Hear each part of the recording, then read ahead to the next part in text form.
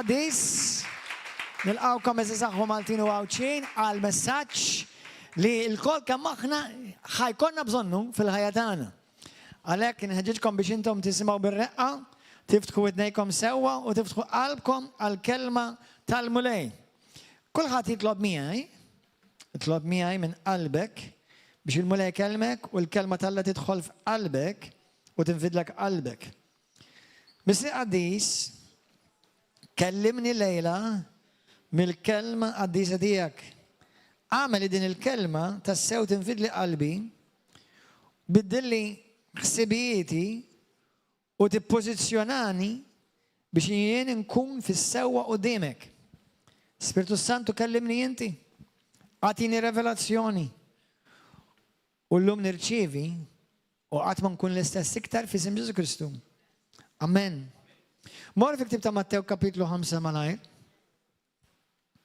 Skrittura, waħda mill-iskritturi favoriti tiegħi.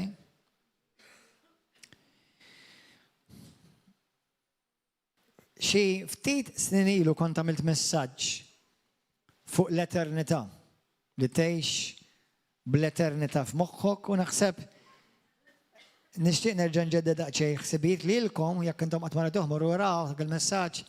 Però kemm minnkom taħsbu fuq l-eternità? Kemm minnkom taħsbu fuq l-eternità? Taħseb fuq l-eternità? Taħsbu li xi darba inti now we see you and now we don't?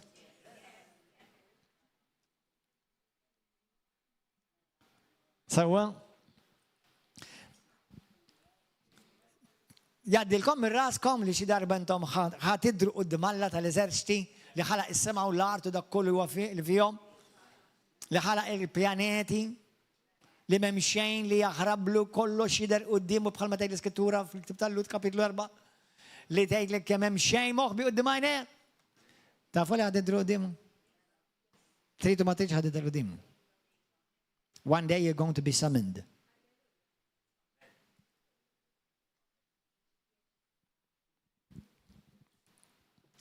U l-lum xtaqt nitkellem fuq il-jum li inti ħatider qudiem Alla. Kif tkun żgur li inti ippreparat? Kif inti tkun żgur li inti ippreparat? Number one, nixtieq nibda billi ngħid ħanaqta fil-qasir mal-ewwel għal punt. Għal dawk kollha li intom qed tissimgħu hawn sewnek fil-Knisja, fil-binja, dawk kollha tissegwu fuq YouTube, Facebook u televiżjoni. Għana għamilek ċara u tonda u bla tlaqliq. Għandek id-dritt ma temminnix jekk trid, però isma' nisew. Jekk inti ma jkollokx il-Kristu f'ħajtek, ma jkollokx relazzjoni ġenwina mal-Alla, għodu attenti dawk li intom fuq il-Facebook. Bħalissa, u għat tiskroljaw il-social media. Għax tiġa għat tizvijaw.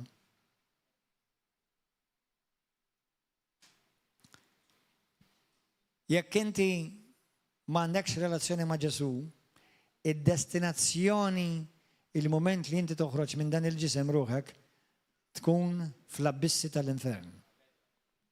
Memx in between. Il-kelma tal-mulej jagħmilha ċara, jien it-triq il-ħajja u l-verità, ħadd ma jmont il-misek mhux permess tiegħi, Ġwanni 4:6, Atti 4:12, m'hemm l-ebda SMI uħħol li ġimgħoti lil medmin taħt is-sema li permess jew jistgħu jsalvaw l-isem huwa Ġesu Kristu biss. Kull min jemmen u jitammet isalva, morru xandu dan l-Evanġelu, kull min jemnu u jitammet isalva. Min ma jemnux, huwa tiġà kondannat. Mark 16, vers 15-20. Dak klim ċar. Ġwanni kapitolu 3, vers 16 sa 17 u 18 anzi. Tgħidlek kull min jemmen huwa salvat, ma minn kull ma m'minx huwa diġà kundannat. Jiġifieri qed nagħmilek ċar u tont, dik mhux l-opinjoni tiegħi, jiena kull ma jiena l-postman dan xjgħid Kristu. Mingħajr Ġesu f'ħajtek ħadd intilef għall-eternità fl-abissi tal-infern bla tama. M'hemmx in between, m'hemmx posta stennija, inti il-ġudizzju jkun diġà sar fuqek.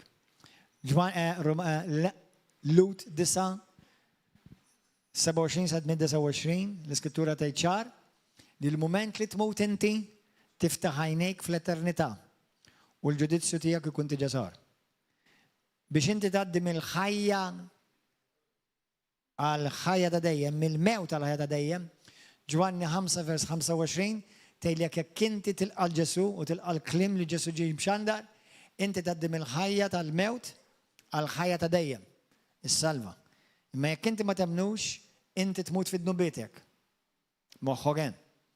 Jiġifieri tilabx ma' ruħek, ma hemmx salvazzjoni f'Buddha, m'hemmx salvazzjoni f'Muhammad, m'hemm salvazzjoni fil-lebda qaddis, l-ebda reliġjon, l-ebda politika, l-ebda ħaġa tiegħek oħra, l-ebda opra tajba tiegħek. Tista' tagħti ġidek il-foqra u s-sinjuri tista' tagħmel idri.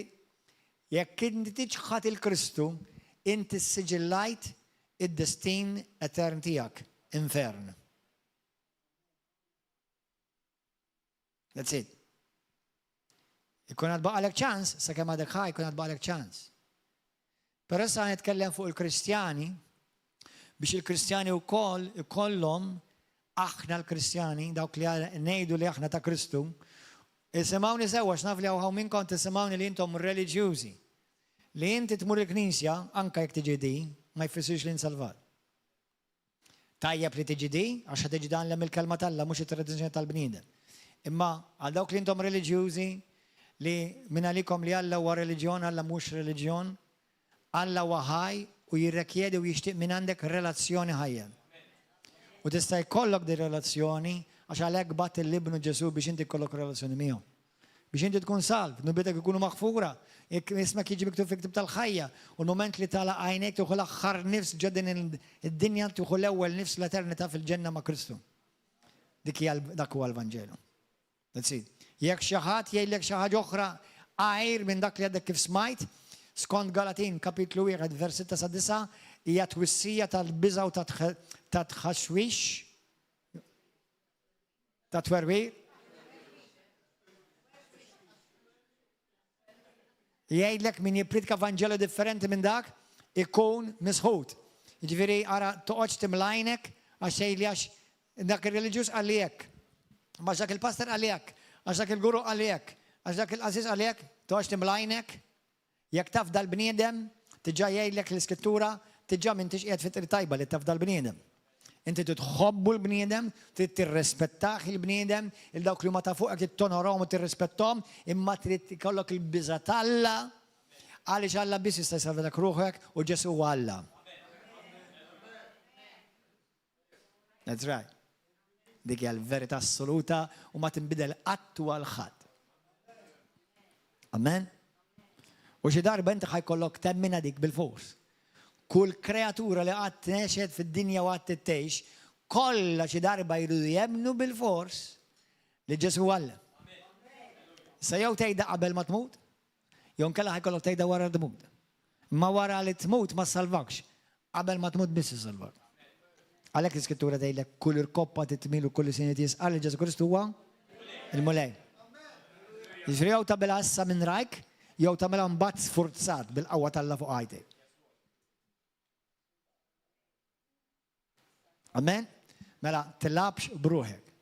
Issa għal-Kristjani. Qed ngħidlek għal-Kristjani għaliex għalkemm aħna ringrazzaw l-Alla li aħna salvati bil-grazzja u mhux bl-opri, imma għal-Kristjani wkoll huma mwissija fil-Bibja li jridu joqogħdu attenti biex is-salvazzjoni tagħhom tkun sekura. To make your election sure. Tam ġifieri li inti tkun żgur li jiena qed ngħix fit-triq sewwa. Jiena qed ngħix sewwa quddiem il-mulej. Amen? Mhux għax jiena l-opri tiegħi jistgħu jsalvawni, imma jekk inti hemm affarijiet li Alla iwissi fit-Testament Ġdid inkluż lill-Knisja li inti titoqgħod attent li biex qalbek ma tiġix corrupted, ma tiġix korromputa, ma titlifx il-mira. Għax mhux kull mill-beda jispiċċa sew. All right?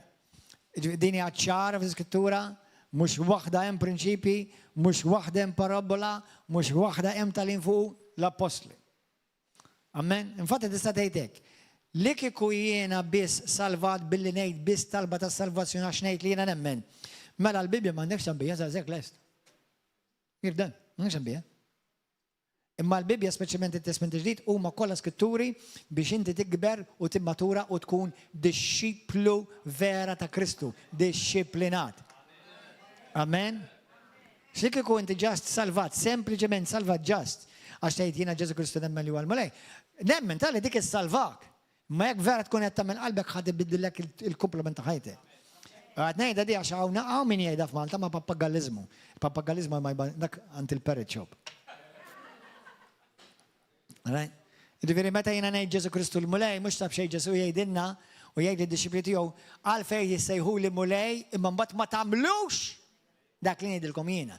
Mela jekk inti tgħid li Ġesu Kristu huwa l-Mulej u m'intix tagħmel dak li tgħidlek il-Mulej kull ma tagħmel inti qed titqarraq bik innifsek. Simple as that.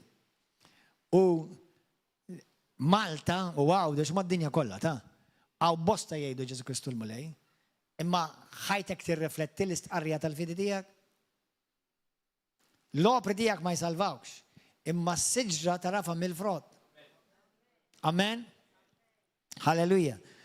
Grazzi Ġesu. Mela, Mattew 5 vers 8 jaraw xejn Ġesu. U din naħseb fiha ta' spiss, naħseb fiha dil-iskrittura. Ħenjin dawk li huma ta' qalbhom safja. Għax dawn jaraw l-Alla. Actually, din hija mhix verità sħuħa, din parti minna gidba. Għax fil-versa s-salkwalna kulħadd ħajra Alla. Kif ħataraħ l-Alla? Efmu nixir ngħid bija di. Ġifieri jekk inti jew l-Alla kulħadd ħajraħ, kulħadd ħajder quddiem Alla ġifieri. Issa jew ħataraħ bħala missierek u l-avukat tiegħek u dak li salvak u jilqak bidejk miftuħa bħala missier jilqa' l-ibnu. Jon kella ħataraħ bħal imħallef tiegħek. Amen? U hawnhekk Ġesu dak li Ġesu. U qed jgħidha lid-disċipli. Iqgħod attent, ipproteġġi qalbek. Żomm qalbek safja. Żomm qalbek safja. Amen? Alleluja. Fi ktieb ta' l-Apokalissi kapitlu 1, morru malaj.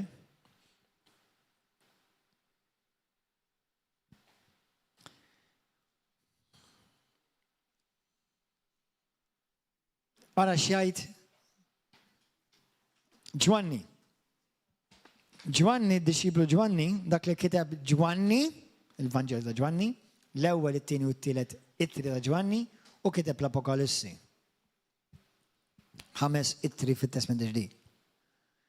Issa Ġwanni kien dak li jgħidulu dak li kien maħbub b'nant il-mulej. Mhux għax l-oħrajn ma ħabbhomx, imma naħseb kien jaħseb ħafna fil-nifsu li jiena l-iktar wieħed maħbub. Grazzi Ġesu. Infatti, jista' jkun li forsi l-iktar wieħed li kellu revelazzjoni ta' kemm huwa maħbub minn Alla. Għax ovvjament, ma nemminx li Ġesu kien iħobb bil-livelli, bil-qisin. Imma mhux kulħadd iħobb lura l-Ġesu bl-istess mod. U mhux kulħadd li jgħid jien inħobb il-Ġesu għandu revelazzjoni ta' kemm huwa maħbub. Amen. Infatti, jekk inti trid tgħix vera ħajja vittorjuża fi Kristu, itlob il-Alla regolari biex tkompli tikber fir-revelazzjoni ta' kemm inti maħbub. X'inkella tispiċċa tidħol f'reliġjon ta' legalizmu ta' opri. U mhux nitkellem fuq lajda u travjata. Opri ġifieri minn għalik li inti qed tipprova takkwista l-imħabba tal-Alla biex tagħmel. X'tagħmel? Dak mhux il-Vanġelu. Imma isma'w xi jgħid il-mulej hawnhekk fil-Apokalissi wieħed. Jien Ġwanni, issa dan Ġwanni kien dak li l-Bibja tgħidlek li kellu kien imir rasu fuq sider Ġesu. Kien tista' timmaġina tisma' t-taħbita tal-qalb tal-Alla. Da ma setax imut. Ma setax joqtluh. Prova joqtluh, ma setax joqtluh. Għaw teorija. Di mhux Vanġelu. Però mhux Vanġelu di. Maw teorija u min jaħseb li Ġwanni għadu ħajsallu. Ġieli smajtu għad teorija? issa vera u mhux vera.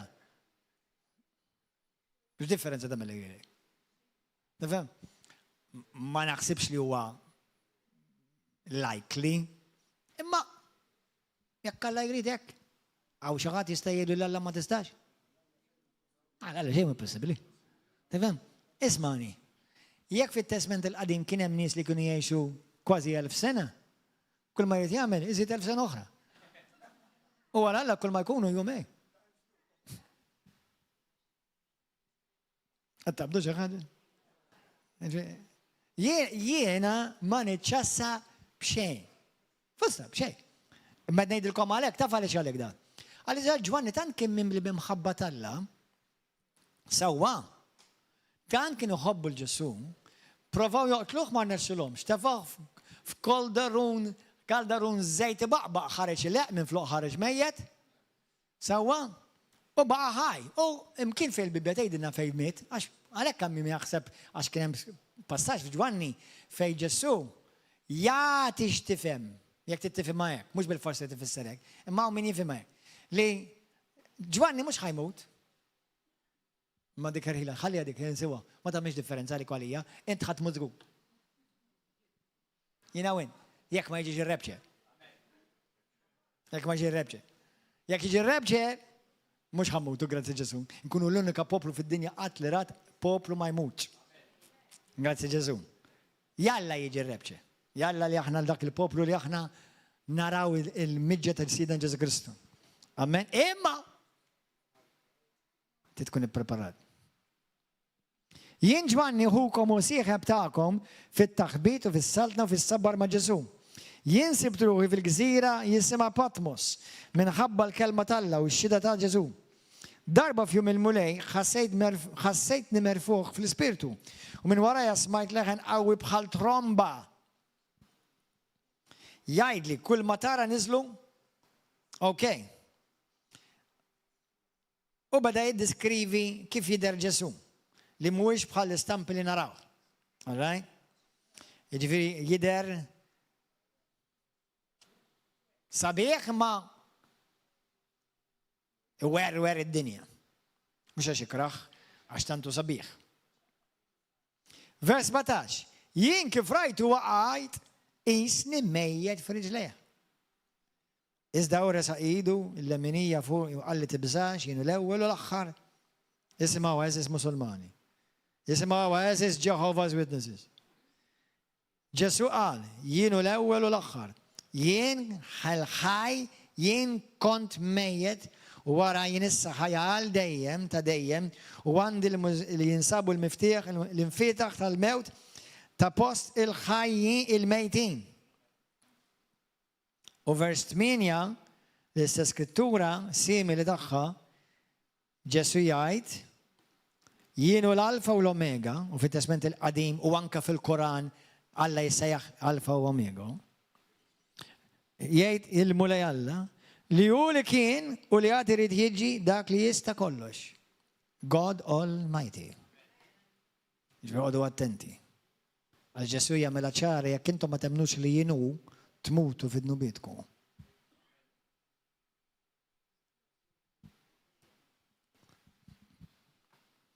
Mela isimgħu.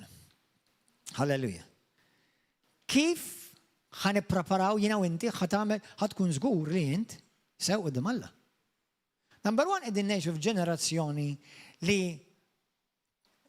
kull ma jrid jagħmlu jafsu buttuna u ntiru minn hawn u ma jkunx rebxer dak.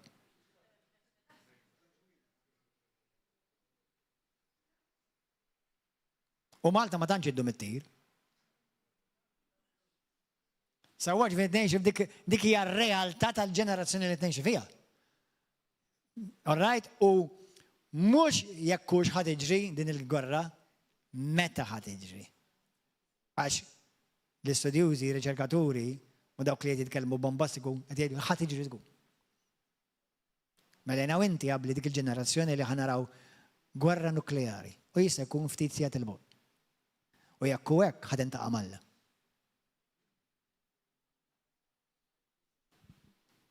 Tal-biża' jekk taqbas jekk ma tintaqax Alla kif suppost għandek intaqa' miegħu.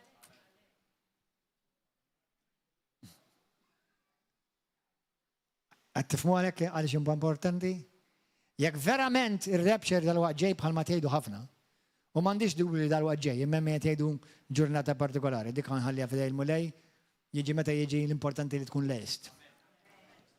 Ma jekku vera, jina u inti rridu nkunu sew dim il-mulej, ta?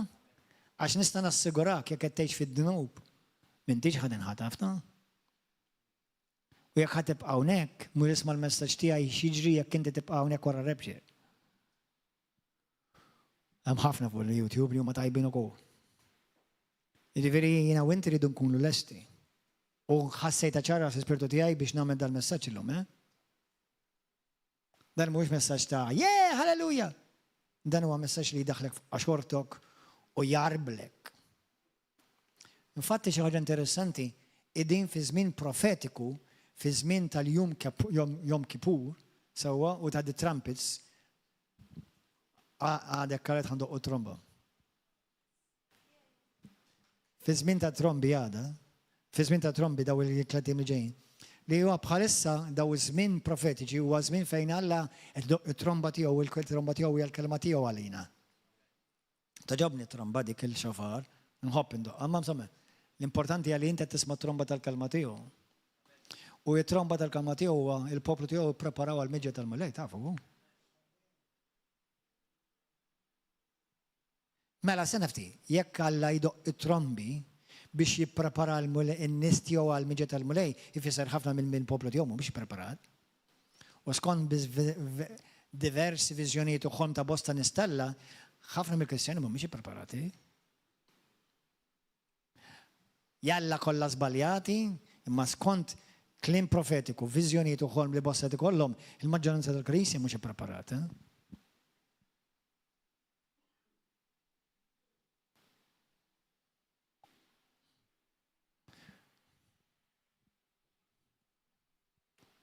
Imma mhux laqwa li temmem f'Ġesu.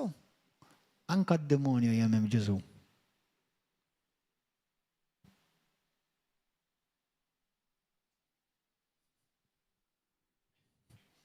Mela rridu nkunu preparati. Alla ma tanix il-grazzja biex tagħmel li trid. Infatti ngħidilkom xi ħaġa, int qatt ma tagħmel li trid. Int jew tagħmel dak li jrid Alla jew dak li jrid id-demonju, int qatt ma tagħmel li trid. Kont taf din? Forget free will. Free will does not exist. You either do the will of God or do the will of hell. Either one. You're doing a will of somebody. Silent night. Reflect.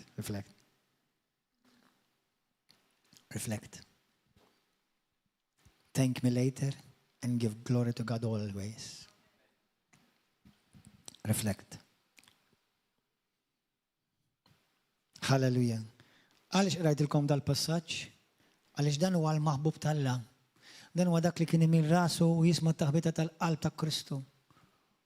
U twerwer.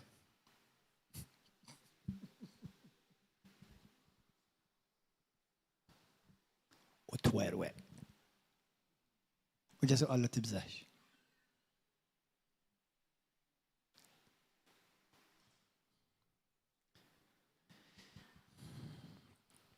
Number 1, għal dawk li qed tieħdu noti u jaqbilkom tieħdu noti.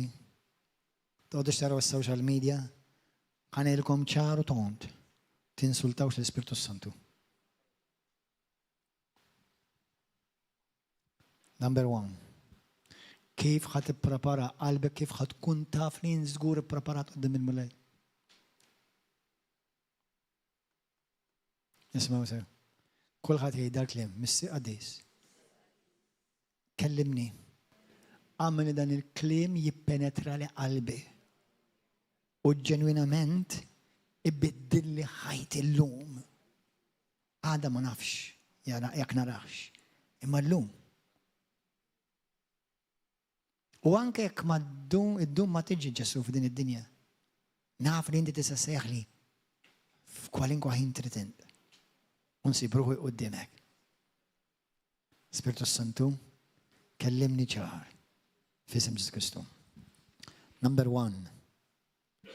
Morru fil-ktieb tas-Salmi Morru fi ta' Ġeremija, anzi daw tafuhom l-minn daw l-iskritturi, imma ħanarawhom għal dawk li minnhom mhux mitħalla magħhom. Ġeremija 29. 29.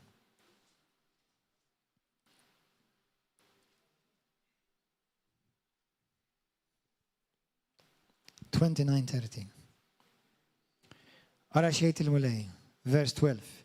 Intom issejħuli u tuġi tudolbuni jiena nismakom. Tfittxuni u ssibuni meta tfittxuni b'qalbkom kollha. Eżiż aħwa. Number 1. Jiena u inti jridu nkunu poplu li verament nixxennaq fil-mulej. Għalx meta xi ħadd jgħiduli għax inti brainwashed, għandhom raġun. The opposite of brainwashed is brain dirty. Mine has been washed by the blood of Jesus.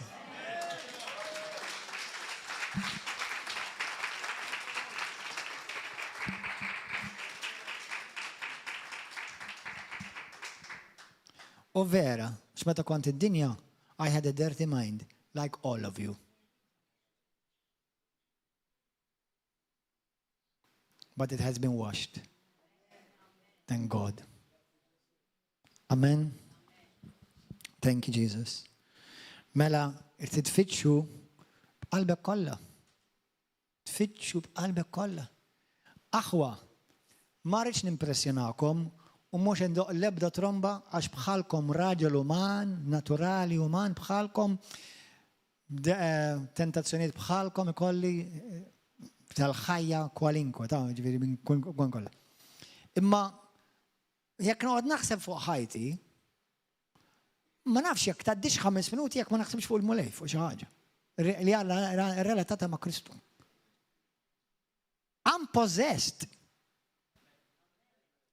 Dak mhux qed ngħidilkom jiena l-istandard tal-Kristjaneżmu tagħkom da, far from it. Għax niżbalja wkoll, noqgħod attent. Imma anke jekk tiżbalja, kemm minnkom ġie żbaljajtu? Kemm minnkom żbaljajtu fl-aħħar 24 sena? 24 siegħa? 24 minuta? 24 sekonda? M'hemmx ta' malik. ċajta. Le, hemm tama. X'Alla jibat il-qaddejja tiegħu biex iwissu huwa biex jippreparahom. Li kieku jrid jaqerdek Alla ma joġi jwissik. Min uħobbok ma joġi jwissik. Iwissina biex inkunu preparati ħalli ma jsibx lilu nnifsu kontra min uħobb għax ilek uħobbok. Imma jekk inti tmur kontra tiegħu kif jista' jkun ġust? U għalhekk bat il-Ġesu. Amen. Mela fittex il-mulej b'qalbek kollha. Ħanejda din bl-Ingliż ara. Jiena u inti cannot be a casual seeker. There is no casual seeker of God. You have to be a purposeful seeker of God. F'kollox. Ġifieri, inti f'kollox iddaħlu l-Alla? Le, f'nofshom. Mhux Alla. Isma' Ġesu, Pawlu taf xejn Filippin 21, ħajti i Kristu. Anke meta tilab bil-Playmobil, iva. Anke meta nara xi movie, iva. Ġifieri mhux l-ewwel darba naraw xi movie naħsbu li nkun ħajkun tajjeb, il-moment li pereżempju nara kliem ħażin da jew 20 ta' aqleb daqshekk jaf. Għax l-Alla li jiena nħobb u l-Ispirtu Alla fija għazzu, u dak li għazas lilu, għazas lili. Dak li jnikket lilu, jnikket lili. Dak li jobotuna, bodu jien. Jekk inti tħobb, dak li jobot Alla, għabli għadak għax għadmat għajmi għota.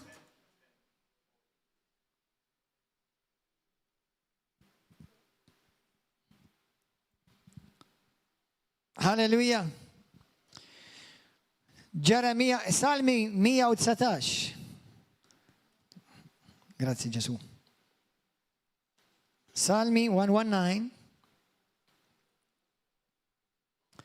vers 9. Isma dal-messaġġ sewwa ħalli jiġi meta jiġi l-mulej, jew meta tmur int, jew meta jsejjaħlek, tkun lest. Mela kif ħanżom li nnifsi qalbi safja u pura. Għax qed jgħidilna, jekk inti ma jkollokx qalbek safja ma tarax il-Alla, hi. Ħassa sikom mistoqsija. Vera li l-mulej il-qalb Alla biss jara. Mintom ġirin għajtu ma' Kristjani li itukx tifhem li qalbhom mis safja u li dik. Kif innotajtu? Ma rajtx il-qalb, rajt l-attitudni, rajt kif jitkellmu, rajt kif jaġixxu, mhux għax jiżbalja, għax jiżbalja kulħadd. X'il-bindem jista' jiżbalja jkun li jgħid sorry ma rridx inweġġek jew that's it, simple as that. Dak kulħadd jista' jagħmel. Imma tara l-attitudni tara.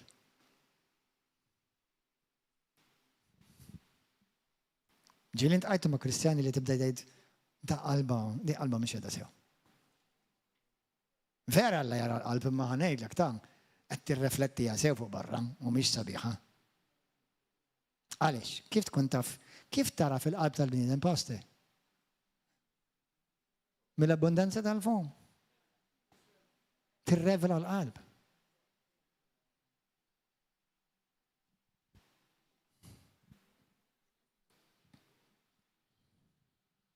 Amen.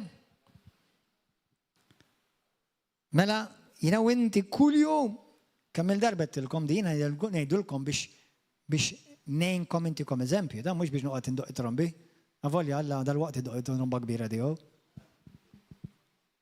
Ma kull jum, qabel ma nirfes l-ewwel maduma minn fuq is-sodda. Nibda nirringrazzja Alla kif inqum. Ma l-ewwel, laqas, anzi jekk ma nagħmilx wara ngħid illa nsejt nagħmlu li tkun rari qed ngħidilkom bis-seta ngħidilkom. Ma mal-ewwel nibda nirringrazzja lill-mulej. Il-fatt li inti qomt meta eluf kbar matul il-lejl mietu.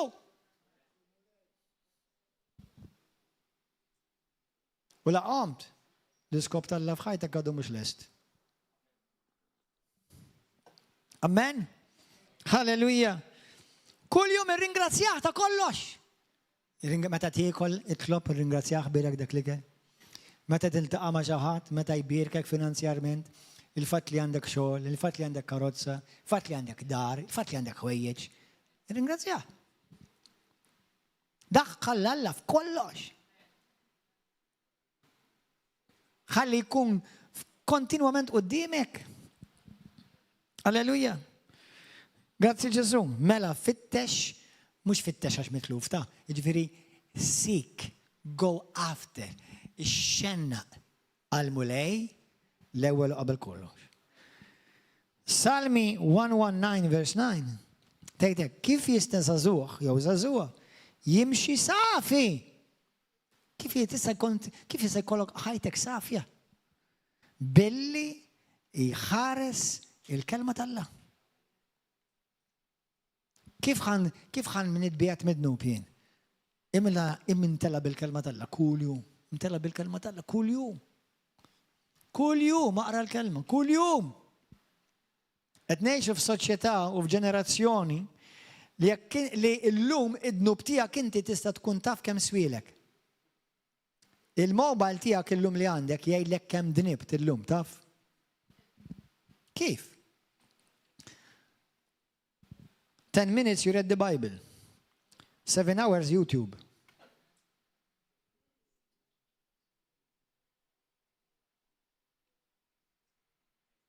What?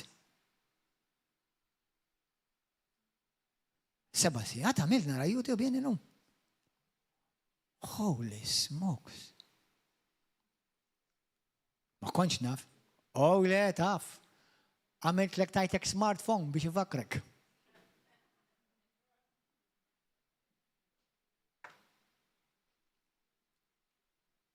U jġibek taħt conviction. Bħal ma ħobb ngħidin, Alla juża kollox.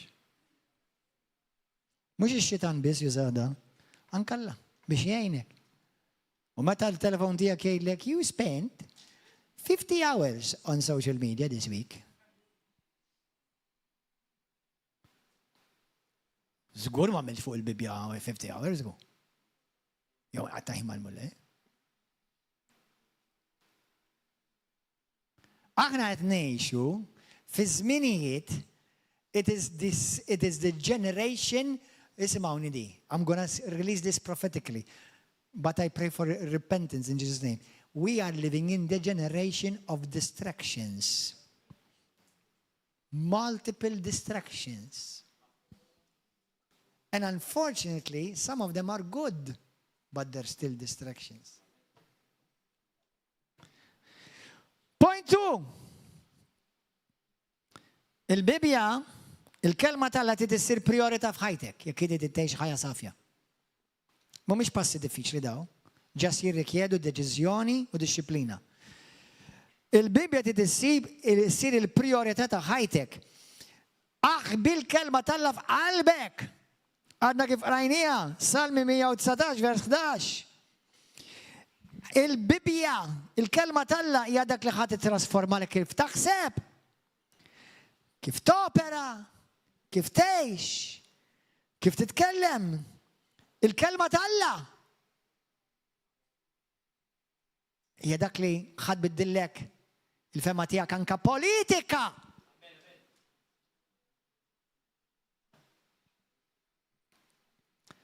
Għandna żewġ gruppi ta' politikanti f'pajjiżna li marru jimmarċjaw ġewwa l-belt. Marru xmata l-ġil bil-qalzi ta' taħtu l-mitfall.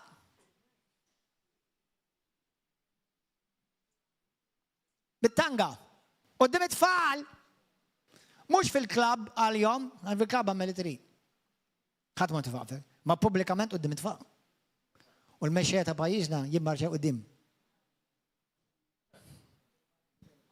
Il-mulej iħenna ruħkom għal dak il-jum meta tidu intaqgħu miegħu wiċċ imwiċċ.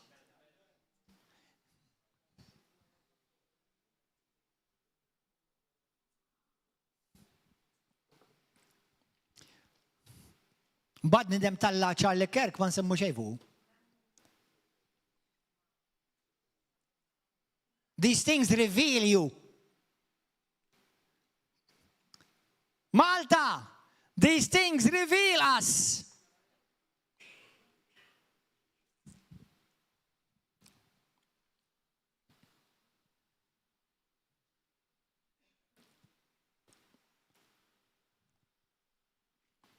Imla l-kelma, itfa l-kelma tal-la f'qalbek, kula, medita kull jum, għaxbek biss tista' tkun taf ir-rida tal-la l-ħajtek. Il-kelma tal-la hija r-rida tal-la, hija x-xewqat tal-la, hija DNA spiritwali tal-la fik. Dak huwa punt 2. Ix-xenna għal-mulej imtela bil-kelma tal-la. Ħalli l-kelma tal-la timmoldjak, tixxejpjak. Titrasformak u tifformak. Punt 3. Morru fil-ktib ta' Salmi, anzi morru fil-ktib ta' morru fil-Salmi, 51, morru, 51. Psalm 51. 10. Għamel li nisma l-ferħu lena biex għadmi li jint sħaqt jitenna. Dawar wiċċek minn ħtijieti, ħassar ħżunieti kollha. Oħloq fija qalb safja mulej. U Alla u spiritu qawwi ġeddet fija. Oħloq fija qalb safja mulej. L-ewwel Ġwanni kapitlu 1 vers 9. Jekk inti tistqar dnubek, moħħkom hawn. Isimgħuni moħħkom hawn. Jekk inti tistqar dnubek, jiġifieri fejn dnib, fejn inqast, mal-mulej, għall-Kristjan di issa, mhux id-dinja. X'id-dinja di issa jgħidu Alla ħfilli da dnubieti ma jekk ma ċettawx Ġesu Kristu bħala Siddu żej, għal ġej ma jisma' ġej. Mela għall-Kristjan li dineb u mhux tilef ir-relazzjoni imma nikket kisser ix-xirka. Ħantikom eżempju, jekk mara u raġel miż-żewġin jkollhom ġlieda u jargumentaw, ma jfissirx li tkisser iż-żwieġ, imma issa x-xirka ta' bejniethom tiġi naqra strejnjata. Sewwa l-patta du hemm xorta. Issa l-istess bejnek u bejn Alla fi Kristu. Jekk inti kollok qed timxi qed nikked Alla, Alla ma reġettakx imma għax inti hemm differenza bejn relationship and fellowship. We have a relationship with God through Christ. Għandna relazzjoni mal-Alla permezz ta' Kristu. Imma mbagħad għandna dik ix-xirka U dik ix-xirka teżisti biss jekk l-Ispirtu tal-Alla jħossu komdu biex ma tniktux. Għaxek l-iskrittura tgħidlek f'Efesin kapitlu 4 vers 30 tniktux l-Ispirtu tal-Alla li għandhom fikom. Tniktux, mhux qed ngħidlek li ħajtilqek, ma tniktu u ssiktu u talaqlu ħalqu u ma jistax jikkonvinċik iktar.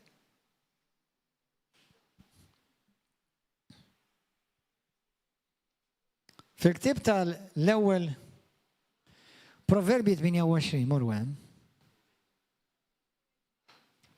Issa naraw l-ewwel Ġwanni tgħidlek jekk intom tistqarru dnubietkom l-ewwel Ġwanni kapitlu 1 vers 9.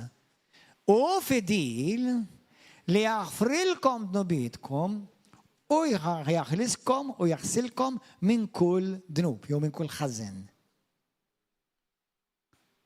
X'inhi punt 3? Il-punt 3 hija din li jiena u inti bħala Kristjani issa, mhux id-dinja, bħala Kristjani. Bħala xi ħadd l-esperjenza l-Ġesu, bħala xi ħadd li tagħmmet beda relazzjoni Kristu ma' Ġesu b'deċiżjoni tiegħu, imma żbaljajt wara, issa x'jiġri? Tidnerġa' nitgħammet le. Irrid nerġa' noqgħod nitlob it-talba salvazzjoni le. Ir-relazzjoni għadhem, ix-xirka ġiet imnikta, ġiet istrejnjata. X'jiġri? Inti issa fejn inqast il-mule, da bħal mara ma' żewġa u raġel ma' martu. Jekk inti kelkom argument, xi tagħmel qalbi? Skużani, aħfilli. Dan. Mhux, isma' terġa' tiżżewwiġni inta rajdi. Kemm il-darba ħadd iżżewġu kieku.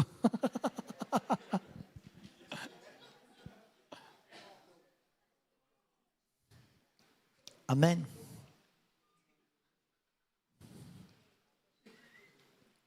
Proverbi 28 vers 13. Ismaw x'jgħid. Min jaħbi ħtijietu ma jeksibx ġid.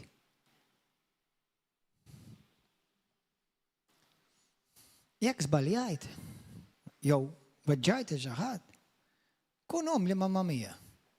Unbelievable kemm mhux qawwija. Bl-Ingliż, how expensive this thing seems to be for some people.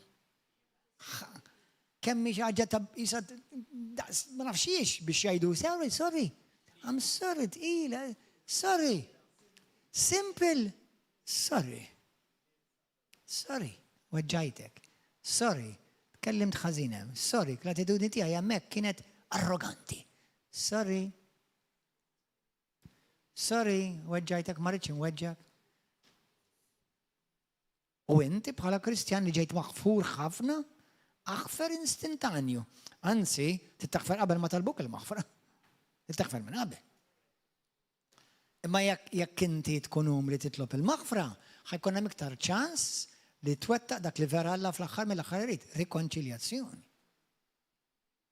Għax jiena naħfillek anke jekk ma tgħidli sorry, imma jekk inti tibqa' serbija u m'intix les li tagħmel tibdiliet fis-sens u m'intix qasħa dejli sorry, u m'intix tirrealizza.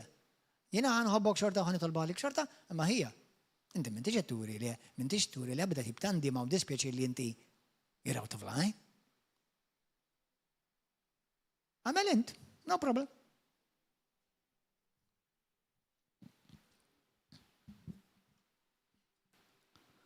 Mela, alleluja. Min jaqbeh tijietu ma jiksibx ġid, imma min jistqarrom u jaqtaħħom jaqla ħnina. Ġagbu 5, marru. Ġagbu 5. Skrittura popolari di.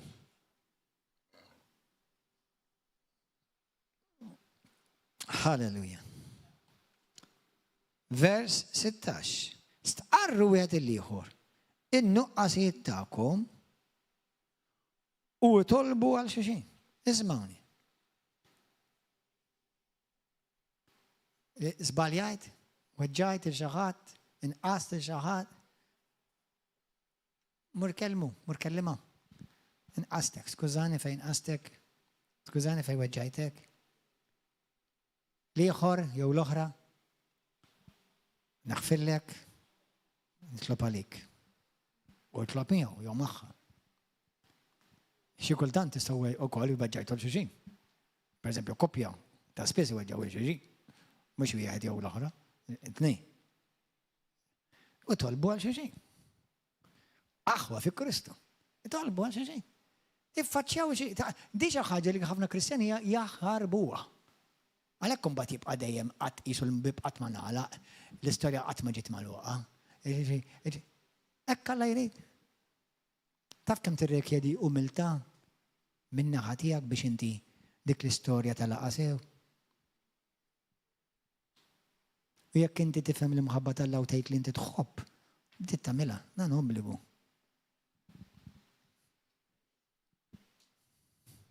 Ma tirrikjedi umiltà. Imma l-umiltà mhux għażek komuni ta'. Mhux għażek komuni qalbi.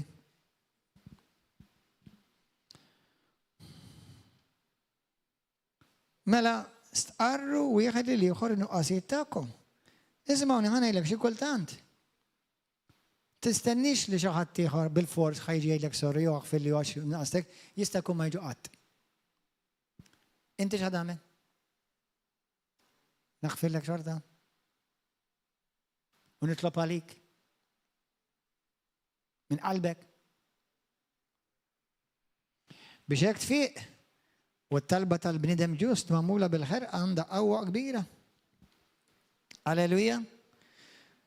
Ismawni, meta jiena nisbalja kontra Alla, jew kontra ħija jew kontra uħti, jew kontra wliedi, imma dawk xorta fi Kristu ħuti, jew kontra marti, fi Kristu xorta uħti, nitlob maħfra, naħfer jien ukoll ovvjament, meta jien ġim weġġajjien, sewwa. Aħna nies dajfa, fil-ġisem dajfa. Int ħad tagħmel żbalji, issa xi kultant mhux kull żball huwa żball, ma jekk inti għamilt xi ħaġa li weġġatni, forsi inti għalik mhux żball, għalik laqas huwa xi ħaġa ħażina.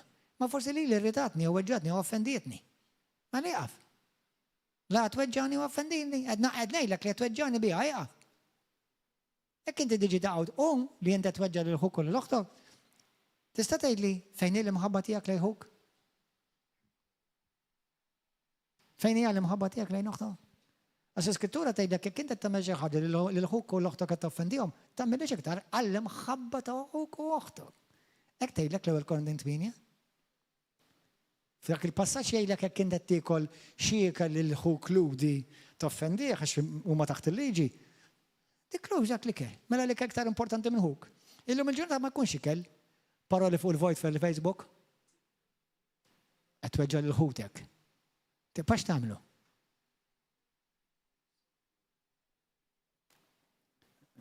Kemm il-darba kien hemm statements jiena ħassarthom, xi ħadd jgħid isma' pastor dik qed tweġġani u dik offendi. Neħja, that's it. What's the big deal? I can tell you what is the problem. Pride. Stinking pride.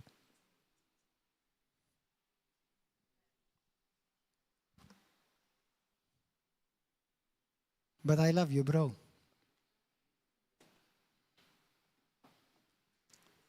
Every time you say I love you, it means it's going to cost me. Remember that. Kull darba li ngħidlek inħobbok ħadd iswili xi ħaġa. Mhux nitkellem fuq flus, ta? Ħadd iswili li r-rida tiegħi xi rid jiena ħajkolli ngħidilha leh biex nippreferi l-ħija fuqi. Mhux hekk tgħid Filippin kapitlu 2. L-oħti fuqi. Xi kultant il-marti fuqi, jew il-wliedi fuqi. Jew il-żewġek tippreferi għax li mħabbek tagħmel tippreferi il-ħuk qablek. Mhux le dak id-dritt tiegħi. Dawn l-affarijiet ħajżommulek qalbek safja.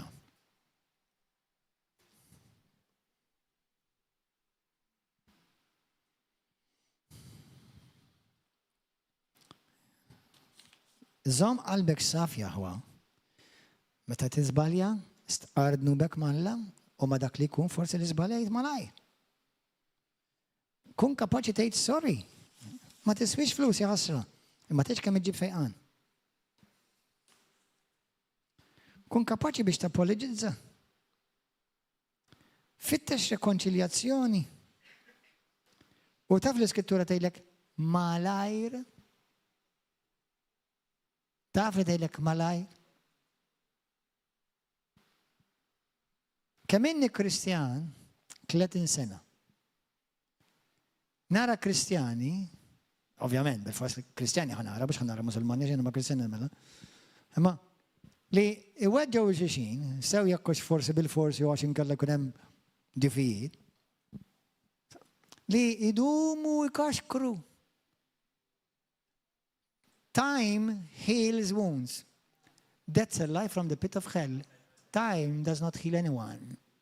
It just puts things under the carpet until one day they will be uncovered again. It's not time, the Bible says, that heals. Humility heals. Love heals. But every time I say love, it's going to cost you.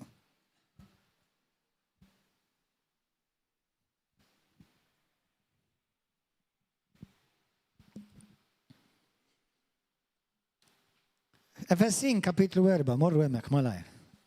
Are you okay, boys and girls? Efesin 4, morru malajr. Spiritu Qaddis nemmen li l-mulej tikellem il-poplu tiegħu. Efesin 4, vers malajr, ħanaqraħħa malajr, isimgħu wara 22. Da kollu passaġġ biex jiena u inti nibqgħu b'qabla qalbna safja. Ephesians 4. ħanibda naqra minn vers 24. Anzi, alright, 24. Ilbsu l-bnidem il-ġdid, maħluq skont Alla fil-ġustizzja u l-qudusija tas-sew. Warbu minnkom il-gideb għal-Kristjani qed jgħidan. Mela l-Kristjani jgdbu mhux ta' River of Love, dak għal-Kristjani oħrajn qed jgħid.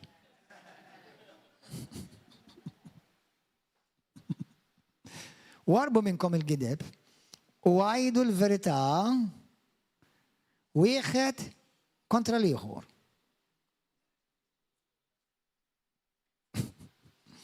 Wieħed lill-ieħor. Għax aħna membri ta' xulxin. Ara x'tagħmel l-imħabba ta' Kristu. Irrabjajt, telgħalek, tlift il-fus, short fuse. Imma tidnibx. Tħallex ix-xemx tejb fuq il-korla tiegħek. Tħallex ix-xemx mhix tejb fuq il-korla xi tfisser dik malajr. Għax l-iktar li tista' ddum sakemm tinżel ix-xemx ejja nagħmluha kif titla' fil-ħodu. Mis-6 sa 7, 12 sija l-iktar li tista' żenna, da żied. 16, 12, 13, maksum 14 sija da żied. Qabel ma tinżem il-xemx qed jgħidlek titterranġa.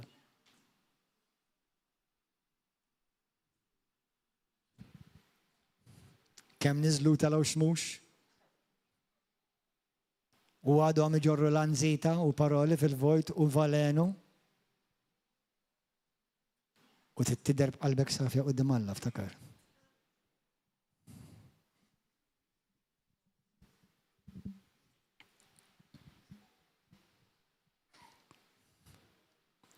U ma min kull ħammixt il-ħu kull l-loħtok titmur natfu.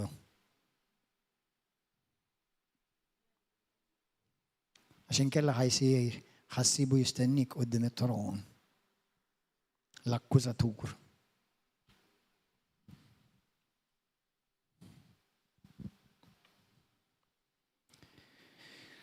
Komplu. Tatux wisa l-xitan.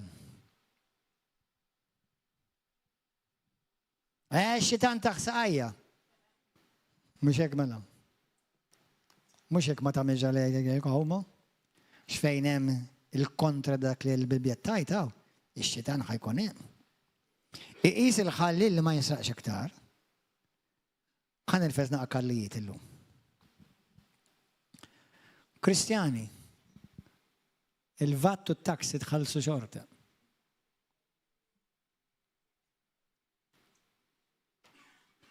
Ma tistax tevita it-taxxa u l-vat. Ħan irfes kallu ikbar. Meta jiġi għal-finanzi, ħafna Kristjani mhumiex fidili lejn Alla fil-finanzi tagħhom lejn Alla. Meta inti ġġib l-offerti tiegħek lil mulej, apparti li inti qed tagħmel dak li huwa sew onorabbli qudiem Alla, qed teleb you're overcoming greed. Kif tgħidha bil-Malti? Qed teleb qed tissupera r-rejba. Qed tagħmel dikjarazzjoni quddiem id-dinja spiritwali. Jien m'iniex qammil. Ħani qafel. Alla huwa l-ewwel għalija. Fuq kollox u qabel kollox u f'kollox. Ħankomplu. Iż il-ħalli li ma jisnaqx iktar, imma jaħdem bil-onesta bidejh biex ikun jista' jgħin lil min ikun fil-bżonn. Ebda kelma mhux xierqa m'għandha toħroġ minn fomkom, imma kliem sewwa li jedifika skont il-ħtieġa, kliem li jagħmel il-ġid li jismaw. U tniktux l-Ispirtu Talla li fih intom is-siġilati għallum il-fidwa, imrar, saħna, korla, tajjir, ajjat, dan kollu warbuħ minnkom u kull ħażin ieħor. Kunu twajba ma' xulxin. Ħennu għal xulxin.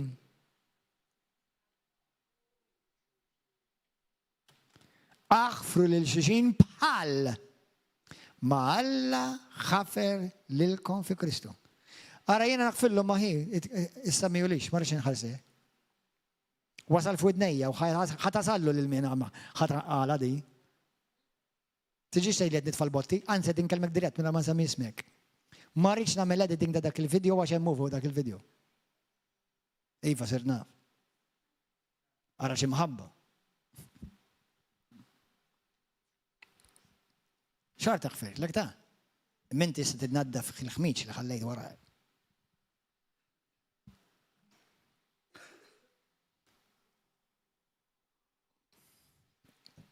Pawlu kien isemmi ċertu nies bisimgħu. Għaliex iskantaw jiena x'ngħid ċertu affarijiet li hemm ċertu nies li bżonn jisimgħu. Biex forsi jiftħu għajnihom u jersqu bil-grazzja Talla lejn l-indiema biex ma jibqgħux suddetti taħt l-għadu. Bħalma jgħid it-tieni Timotju 2 kapitlu 2 vers 24-25. Kemm jaħdu għalihom ċertu nies f'ċertu affarijiet fejn tirfsilhom il-kallu. U jekk qed toħu għalik, diġà għandek sinjal li qalbek mhux qed isir. Inti l-importanti li ara x'tagħmel int qudiem Alla mhux nagħmel jien. Jien responsabbli għal dak li ngħid u nippritka u nagħmel u inti responsabbli għal dak li ġejt f'daħad.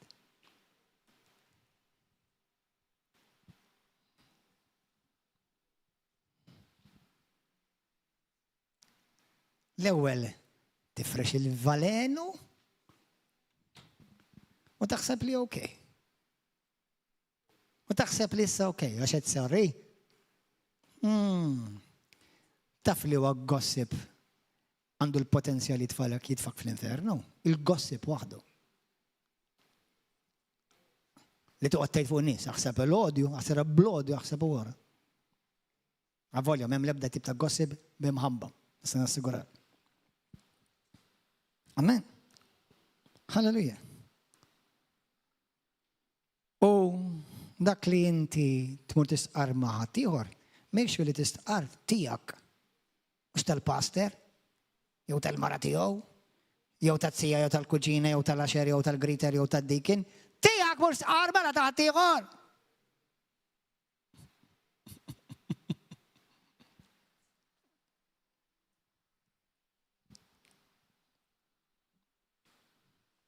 Punt 4. Proteġġi qalbek, 4-5 kapitlu Proverbi 4. Ejja law, malajr, ħanimxu. Proverbi 4. Għaw xaħat qed jirċievi xi ħaġa llejla. Tħabbuh il-mulej. Ħan nitlob xi ħaġa minn għandkom. Morru xxarjaw dan il-messaġġ fuq il-social media kollha tagħkom. Għax ħabbu l-mulej. Ħalli salvaw il-xuħud. Ibħassa mhux qegħdin sewwa qudiem Alla żgur. 23, Proverbi 4. ħares il-qalbek bir-reqqa kollha għax minna ġejja l-ħajja. Warrab minnek ħażen il-fom, bijat minnek ix-xuftejn. Proteġi qalbek, ħuħsib qalbek, xitan irid jikkorrompilek qalbek. Għod attent xi mużika tisma'. Kif tista' tħossok tajjeb u komdu meta tisma' mużika ruxmata da, klim blasfemi, klim pervers, jew dokumentarji, jew films, jew kellha tmurante tax-xuxa jgħidulu kienu qabel jgħidulu the hairdresser. Village gossip.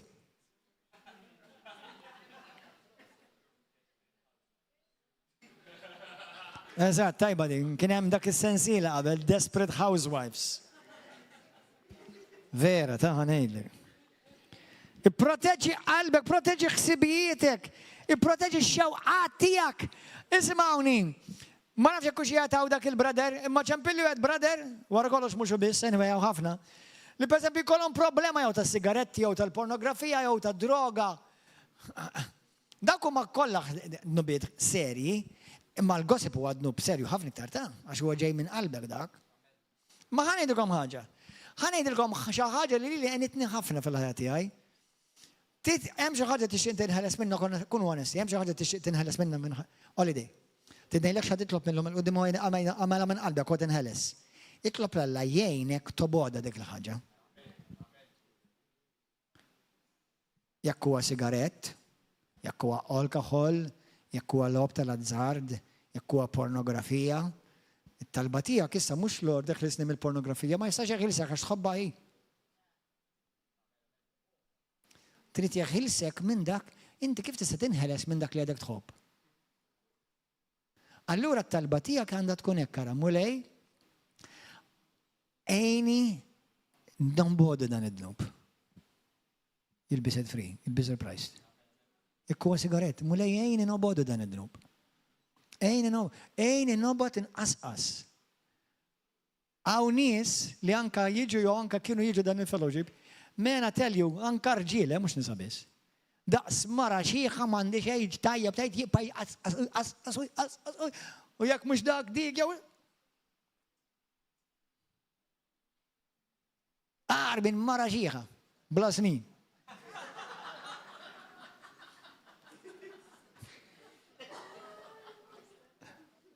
Xlif gossip. Maħx biza, men. Tara, terġa titfall botti. Thank you, ta' titlaqt. Da botta. U għajja, come on, man. Xbajt, titfa valenu.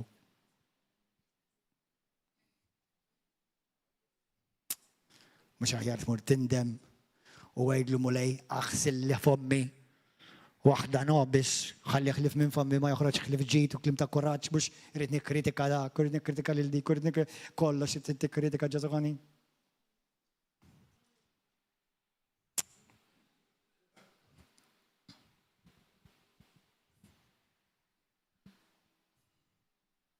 Issa jekk xi ħadd jikteb xi ħaġa fuq il-Facebook, wara qed ngħidha kollu jien, taf xejdilhom, thank you for watching, keep following. Għaxet jaraw il-program. U tirrispondu lil-ħadd minnhom, isma' minni. Tirrispondu lil-ħadd. Bad fruit falls off by itself.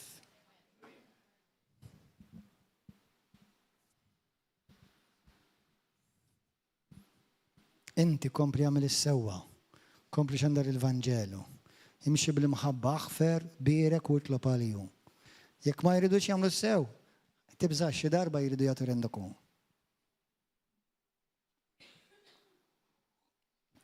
Punt 5.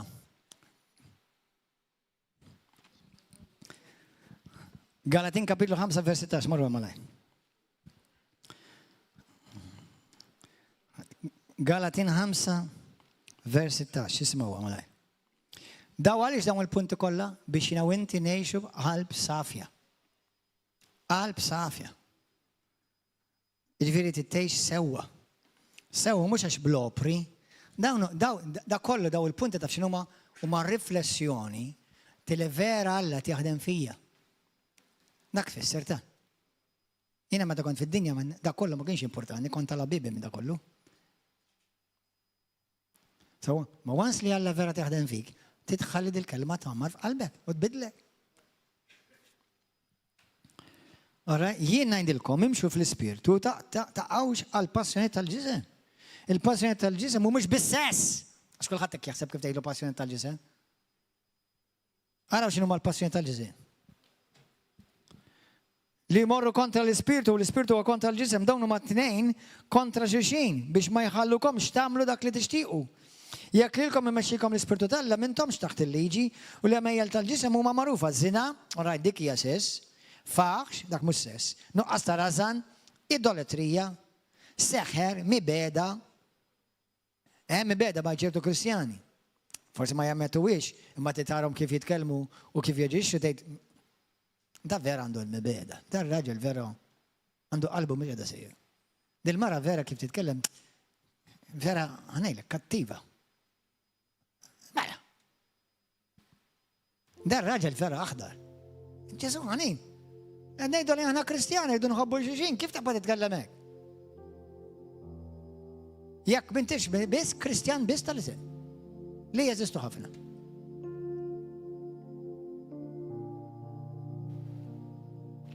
Idolatrija seħħer mibeda ġlied ejra, kollha ejra, ċajtek kemm xejra.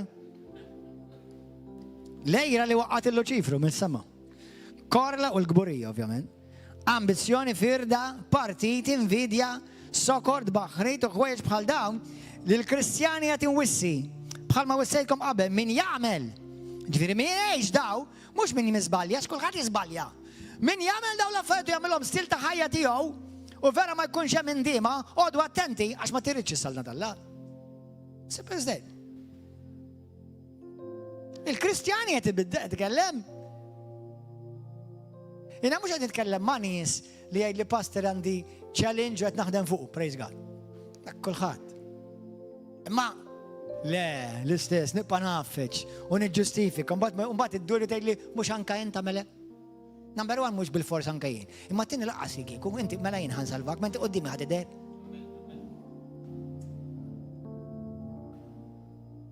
Jew mhux ħafna jagħmluha, x'għandix jaqsam ħafna jagħmluha.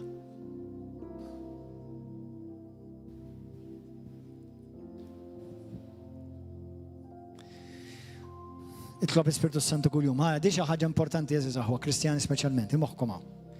Kuljum itlob Ispirtu Santu biex mexxik. U għalikom jeżiż aħwa semgħu Ġud kapitlu 1 versu 20. Itolbu fl-Ispirtu Santu biex tibnu il-fide l-iktar qaddisa tagħkom. Waħda mill-affarijiet li ħajjejnukom tgħixu iktar verament puri hija itlob in tongues. Itolbu bil-lingwi. Itolbu bil-lingwi ta' spiss. All right, itolbu bil-lingwi. Jiena nipprova nitlob bil-lingwi ħin sewwa, kull jum. Pray in tongues kull jum, bix-shower, għat issajjar, għat taħsel, għat naddaf, ix-xogħol, jekk qed issuq, talaq xajnejk, oraj biss, that's all. Għax tispiċċa it-talba tiegħek tkun potenti tispiċċa l-ġenna. Halleluja. Halleluja. Itlob Ispirtu Santu kull jum. Waħda mill-affarijiet li ngħid l-Ispirtu Santu ta' spiss, ngħid l-Ispirtu Santu invadili ħsibijieti. Invadili l-emozzjonijiet tagħna. Isimgħuni aħwa.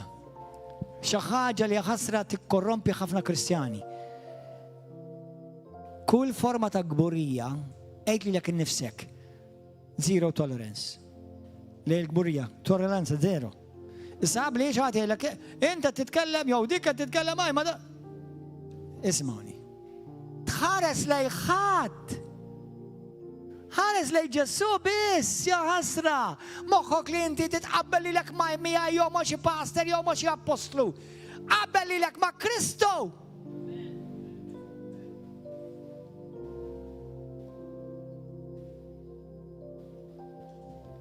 Neħki kull forma ta' gburija.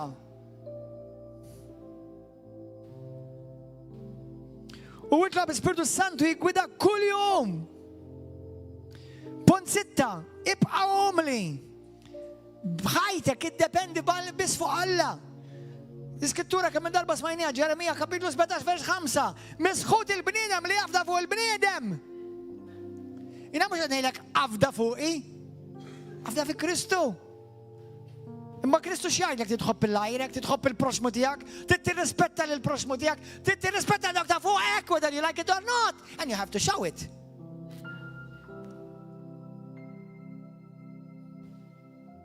Anke dawk ta' taħtek, dawk li huma fuqek xorta li jirrispettaw lilek. Ma jfissirx inti lilhom huma lejk le, ovvjament. Imma laqas li kieku. Jiena xorta nirrispetta li ma jirrispettanix. Għax inti ma tix taqgħod dak il-livell. Inti tittimita ftakar di lil Kristu.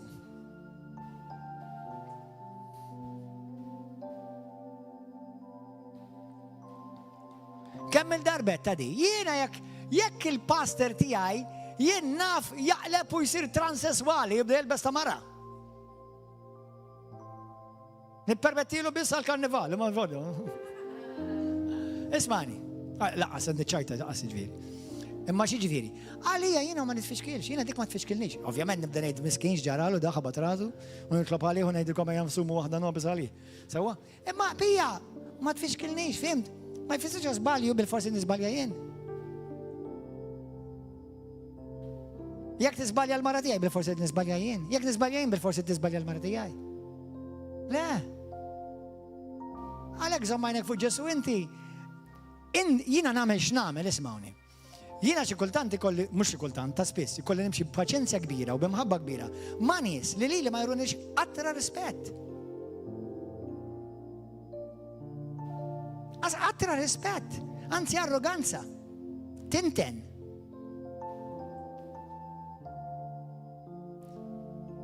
Imma xorta turi rispett, mħabba u galbu u paċenzja. Għaliex? Għax il-Bibja tgħidlek il-qaddej tal-muler ikun paċenzjus. Minx ħanejlek il-ħażin huwa tajjeb, imma ħarid inkun paċenzjus. U paċenzjus il-Bibja tgħidlek ma' kulħadd. Issa ġieli qabżit li iva, mela issa huwa t-tern tiegħek li tkun paċenzjus miegħi. Mela. Mela, ħana kollha rridu nkunu paċenzjużi ma' xulxin, mhux dik li mħabba hija paċenzjuża. Amen. Halleluja. Thank you, Jesus. Kull ma tagħmel, daw affarijiet li ħajjinuk ħadibhom li. Kull ma tagħmel dejjem bagħti glorja lil Alla. Dak kollu li tagħmel, għamlu għati glorja lil Alla. Tfittix il-krittu, tfittix il-glorja, tfittix il-proset, jekk xi ħadd jagħtilek qgħod attent għax ittessjalek qalbek. Hekk tgħidlek Kolossin kapitlu 3 vers 17, kull ma tagħmel bl-emil, kull ma tagħmel bil-fom, bil-kliem, għadi dejjem glorja lil Alla permezz ta' Ġesu Kristu Sejidek. Kollox. Għax ħadd qatt malli prosit, daqs kemm nagħmel xogħol hawnhekk, jien daqs kemm għamilt xogħol. Hekk għamiltu għalija, laqqas għandek premju wieħed quddiem Alla.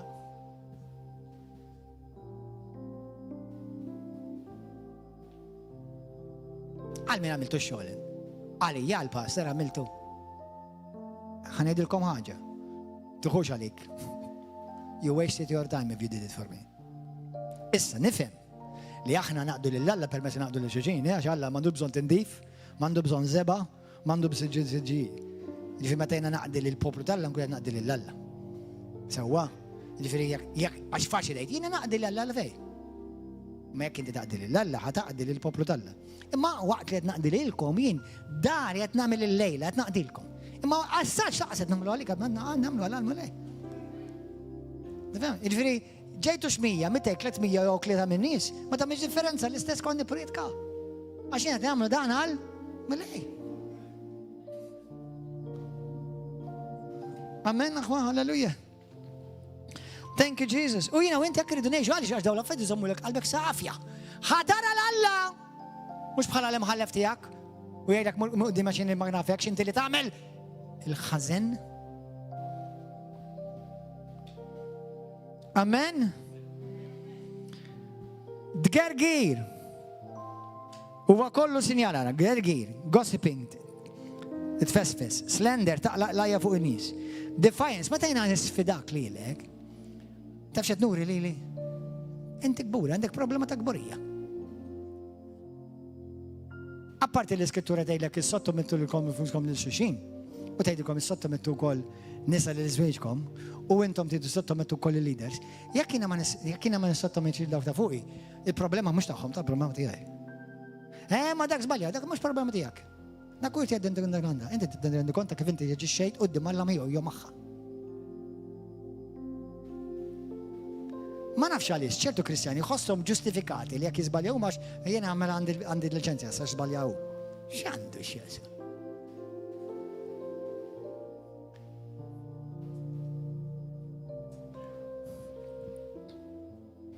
Amen. Għodu attenti. Morru b'dik ta' ġabu kapitlu 4. James. Għawjat. Fosna. Ġagbu. Kapitlu 4. Ibda minn verset, naqraw minn verset taħħa. U jagħti il-grazzja akbar minn hekk għal min? Għall-umli. Hekk qed jgħid. Għalhekk l-Iskrittura tgħid Alla jieqa' fil-gburi u jagħti grazzja lill-umli. Mela għodu għarrida talla, ifqu l-xitan u jaħrab minkom. Esqu lejn Alla u jersaq lejkom. Midibbin natfu idejkom. Nista maħum ħawat, saffu qalbkom. Għawnek seta jgħida sewa l-Kristjani u forsi għad-dinja. ċaħna maħnix midimbin. Imma jekk aħna naġixxu bħal midimbin, un bat ikollu raġuni jgħidlek midimbin. Sawa, aħna għaddisin fi Kristu, imma xi kultant naġixxu bħal midimbin. Ok, aħwa. Daw affarijiet li l-Kristjani kollha jgħaddu minnhom, imma tallem minnhom. Acknowledge jaraf il-bżonn tiegħek għall-grazzja tagħha kuljum. Inti taf li għandek bżonn il-grazzja tagħha kuljum. Inti mhux għandek bżonn il-grazzja tagħha biex issalvata, għandek bżonn il-grazzja tagħha biex inti tkun Kristjan. Li inti żomm qalbek pura, tibqa' umli, mhux tħossok li inti xi ħaġa speċjali quddiem Alla. Speċjali sa ċertu punt vera int, ma mhux iktar minn huk. Aħna kollha speċjali fil-mulej. Sottometti li l-ek nifsek lejn Alla. Punt 7 u 8 ħana laqaw. L-axħar żewġ punti. Number 1, iddeċidi. Bl-Inglisi uħob jgħidha, be resolute. Ġifieri iddeċidi li ħanimxi għal-mulej. Ħanimxi mal-mulej. Ħanamel dak li wasal qudiem Alla. Ħaniproteġi qalbi, ħalli qalbi tibqa' safja. Għax irid niġi quddiemu xi darba. Ħadd ma ħamminna ħajaħraba dik. Xenna għal dak li joġob Alla, joġob lilu. Għajdu mulla jgħallimni nobot dak li jtobot int. L-Iskrittura tgħidlek Mattew kapitlu 6 vers 24. Ma tistawx taqdu żewġ sidin. Hemm ieħor li jridek tkun is-suddutu tiegħu. Ma sax taqdi lilu taqdi lil Alla l-mulej fl-istess ħin. Il-Bibja tgħidlek ġagbu kapitlu 4 Alla jur. Punt 8, unalqu għaw nitolbu. Di kemm il-darba pritkajta, u ħanarġa nsemmija mux fid-dettalji ma ħanarġa jindilkom. Din ħobb nejda, specialment nħobb nejda meta jkollna xi tiġ. Dal-waqt ikonna tiġ, ikonna tiġijiet ta' zbiss. U l-koppji ngħidilhom ekkar, ngħidilhom ismawni. Għatu lil xixin credit card tal-maħfra bil-qudiem. Għax dar raġel xi darba, sooner or later, and sooner before later, ħaj dizappuntak. U lila, għatija kar l-istess, grazzja, sooner or later and sooner before later, ħaj dizappuntak. Mela bil-qoddim inti li l-ħukku f-Kristu, għattatiħ mux għax tixtiqa, imma r-realtà tal-ħajja. Li dal-bnidem li l-ħaj dizappuntak. Dil-mara ħad id-dizappuntak, sewa għal-mizzewġin, sewa għal-separati, sewa għal-divorzjati, u sewa dak li hu maħbib u għahwa fikris. Il-bniedem huwa maħluq biex id-dizappuntak lilek. Biex inti tinnota li verament ma tista' tafda li l-ħadd, mhux ma tħobb il-ħadd, hemm differenza. Tħobb. Tafda sa ċertu punt, għax aħna ngħidu ma nafdaw il-ħadd, imma nafda. Min ġib tal-linja lejla kellek tafda il-driver biex għaw jusih. Min ġib il-taxi kellek twassal tafda l-dak li għajwaslek. Ġifiri sa ċertu punt nafdaw. Imma fej jiġu affarijiet eterni tafda l-ħadħ li fil-Alla. Amen. Alleluja. Mattew kapitlu 6 versi 10. Mark 11 versi 24. U ħan nispiċċa f'din l-iskrittura. Kapitlu Lud.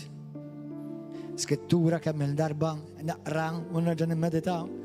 Kapitlu 12 isimgħu għadi. Għaliex bniedem li verament iħobb l-Alla, bniedem li verament jixxenna għal Alla, bniedem li verament li poġġa l-kelma tal-Alla l-ewwel qabel kollox, bniedem li verament ma jrid ikun gburi quddiem Alla u jkun umli u jimxi fl-ispirtu u li jipproteġi qalbu, bniedem verament hekk huwa bniedem li jixtieq verament b'qalbu jħobb u joġob l-Alla f'kollox. Lud kapitlu 12 vers 14. L-aħħar skrittura. Dan huwa bniedem li inti jekk qed tgħix dan li nitkellmu lejla, qed tgħix ħajja qaddisa. Qed tgħix ħajja ġifieri separat, ikkonsagrata l-mulej. Ħajti hija ta' Kristu. Issa l-bniedem ikkonsegrat għal-mulej, mhux għax huwa perfett Kristu. Sewwa, imma l-ebda bniedem talla vera mu ħajmur jagħti lilu nnifsu lil nfisha għal xi tip ta' dnupu jiġġustifikah, ma tistax. Kenna koppja hawnhekk ftit ilu, ġew minn barra minn Malta, kif qedtilhom ma tistax torqdu flimkien tantom, dit timmanifesta, mhux biċċajt fil-verità. Tilhom intom xejn, ma tistax torqdu flimkien torqdu flimkien. Tkommentomx bil-żewġi. U spiċċaw sewi, u żewġa jibdew jimmanifestaw id-demonju. Bis-serjetà ngħidilkom da. Jiġifieri għal dawk li intom qed tgħidu jiena Kristjan u poġġuti qed ngħidilkom bl-aktar mod ċar.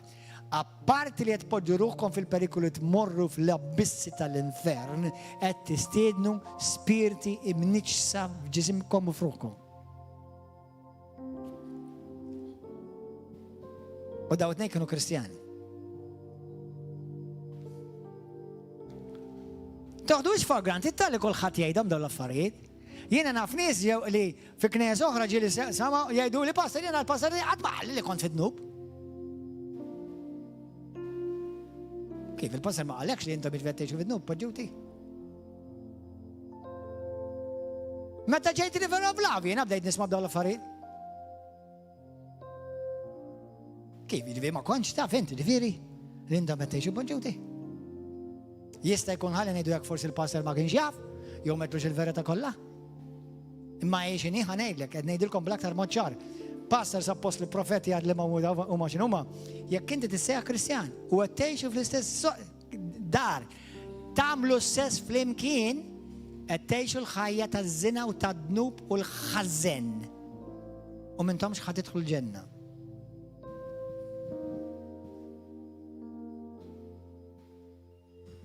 ħan nispiċċaw di. Lud kapitlu 12. 14. Fitxu li żommu slim ma' kulħadd u li jkollkom il-qdusija li mingħajra ħadd ma jara l-mulej. Qisu li ħadd foskom ma jibqa' lura mill-grazzja tal-Alla.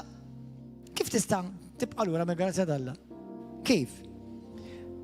U li jebda ta' imrar f'qalbek. Resentment, ma jinbed fik li jġib it-taħwit u bih inti tħassar. Taf li l-imrar f'qalbek tħassrek. Jiġifieri jekk inti titħassar bl-imrar, tfisser inti m'għadekx qaddis, M'għadekx qaddis quddiem Alla għax hemm l-imrar f'qalbek. U l-imrar jimmanifesta b'bosta modi. Fuq il-Facebook jimmanifesta l-imrar. Fuq ix-xogħol jimmanifesta l-imrar. Bej l-aħwa kif jitkellmu bejnietom jew fuq xi ħadd ieħor jivmanifesta l-imrar. Qed tpoġġi ruħek fil-periklu qalbi tiegħi. Qod attent. Ġakbu kapitlu 2 vers 13. U jekk intom taqraw Mattew kapitlu 18 kollu kemm hu speċjalment minn vers 21 sa 35. Il-Bibja tgħidlek Alla jippreferi ħnina minni ġudizzju. Għaliex lilek jurek ħnina la ma kienx jaqisħoqlok. Għaw xaħat il-bulej ħanna li kolli dek. kien jisħoqlok. Le, Alla tgħidlek mela inti kif inti jiena urejtek ħniena, salvajtek u ġejt imbiċċer għalik u inti m'intix kapaċi turi ħniena magħhuk u moħħtok.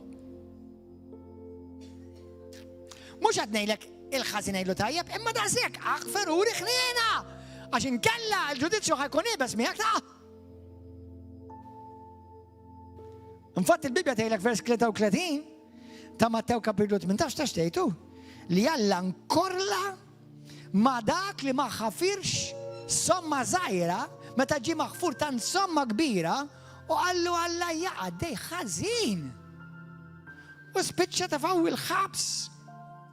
Qallu għax inti missekkurajt ħniena bħalma jien urejtek ħniena. Għalhekk aħfru bħalma.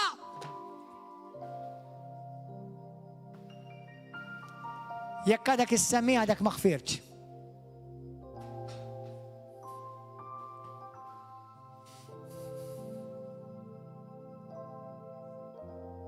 Nisa di challenge kbir iktar għal xi wħud minnkom, għax naf li nisa għandhom memorja tajba. Li taħdem ħażina.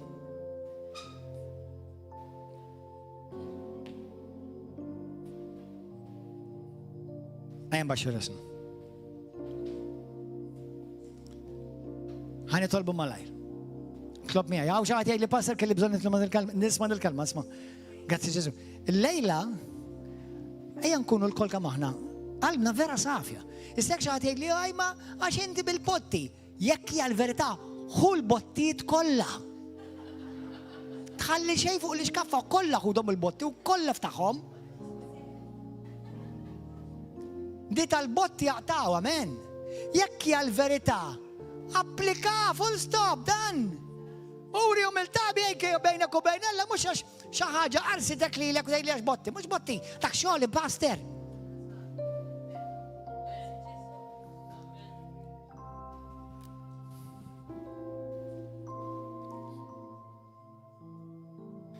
Għattu gloria l-mulej, itolmu miħaj. Misi għaddis, l-lum smajna l-kelma tijak mulej. Grazzi tal-ħnina kbira li inti turi maħna, kontinwu. U xi darba ħanidru qoddimek. Xi darba ħanidru qoddimek, missi għadis. Titolbok missieri. Fejn qed ninqsuk, fejn aħna forsi qed naqsuk u laqas nafu, laqas aħna aware. Urina, irrevela mulej, urina fejn qed noqsok mulej. Kull wieħed minna. Issa fejn aħna mulej u rejtna, nindmu, naġġastjaw ħajitna u grazzi tal-ħnina kbira li turi lejna. Grazzi li inti taħfrina d-dejjeb dubitna mulej. Inti jaħfer li l-minweġġana, insulentana, jew kien inġust u kattiv maħna, mulej jaħfrilhom għax bħal met inti fuq talib ma jafux x'inhu ma jagħmlu. Ma jafux x'inhu ma jagħmlu. Iftħilhom għajnejhom mulej. Biex ma jpaxxux ix-xitan u biex ix-xitan ma jagħmel l-ebda festa bihom f'isem Ġesu Kristu. F'isem Ġesu Kristu. Ġesu. Mulej tiegħi u Alla tiegħi. Salvani, grazzi tal-li salvajtni.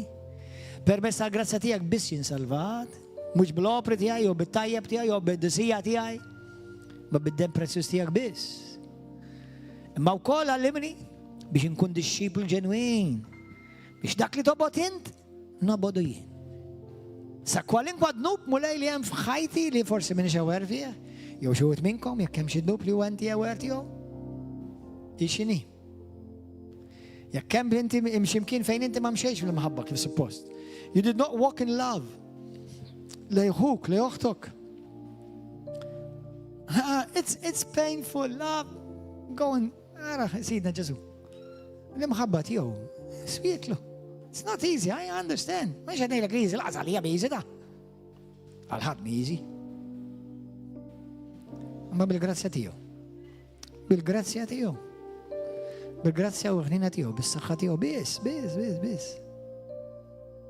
Ġesu?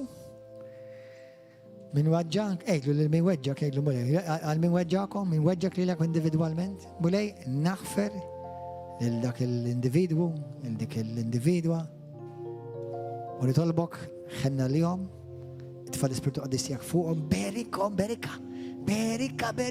مولاي بيركو من قلبي نطلبك وفي هناك بناتيك بخل انت تتكلم معي كلم لي مولاي رد لهم قلبهم كسر كل جبورية كل سوبرفيا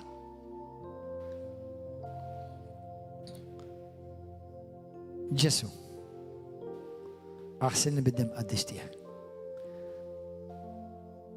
انت المولاي تاعي انت السلفاتور تاعي حيصير مني سكون كامتك حيصير مني الريدة تاعك داك اللي تريتين مش نريتين هذا كل اللي انتم يدينا ولا اول ضربه ولا اول ضربه تشيت هذه خيتك الجسو من قلبك هيدي الطلبه وراي له جسو نمن اللي انت اللي بنت الحيه اللي متاليه فوق الصليب واللي برمست الموت او من تياك انت سلفايتني نمن فيك مولاي ايه في قلبي بوجي فوق ترنت حياتي كون انت المولاي تاعي كون انت السلفاتور تاعي علمني نبض داك اللي تبغى انت وعلمني نخاف داك اللي تخاف انت سبيرتو سانتو هوفر انت حياتي ملو من قدام في اسم جيسو كريستو امين هاليلويا امين let's all stand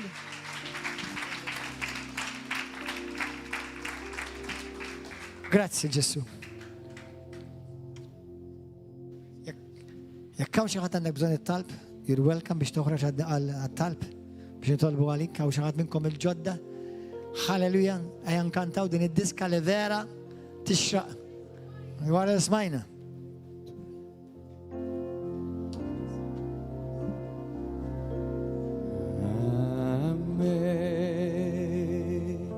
Amazing grace, how sweet the sound that saved a wretch like me.